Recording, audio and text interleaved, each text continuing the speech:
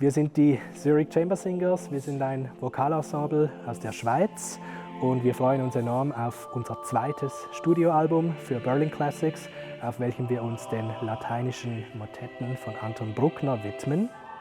Das Programm ist allerdings nicht ausschließlich den Bruckner-Motetten gewidmet, sondern es schaut einerseits zurück zu den Motetten von Palestrina, als auch nach vorne zu zeitgenössischen Werken des Stuttgarter Komponisten Burkhard Kinzler.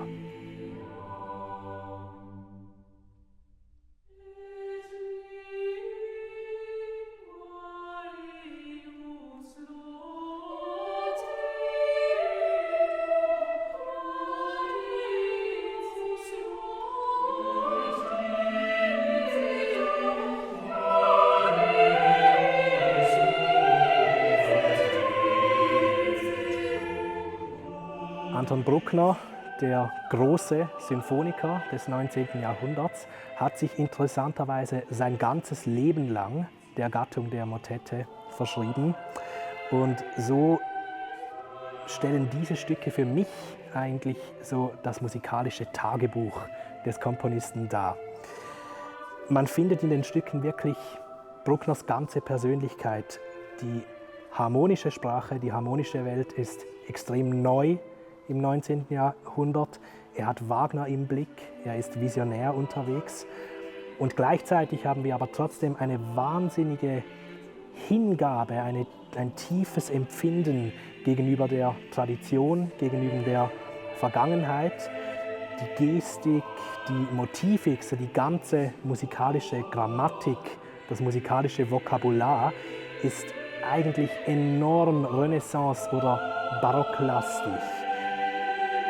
Dies aber nicht in einem forschenden Sinne, in einem antiquaren Sinne, sondern wirklich in einem wahnsinnig tief empfundenen Gefühl, einer wahnsinnigen Hingabe gegenüber der musikalischen Vergangenheit, gegenüber der musikalischen Tradition. Also man hat eigentlich wirklich bei Bruckner das Gefühl, er ist einerseits visionär, er sucht aber wirklich nach dem Innersten, eigentlich nach der tiefsten Wahrheit in der Musik. Und das macht für mich seine Stücke, diese Motetten, wirklich im tiefsten Sinne transzendent.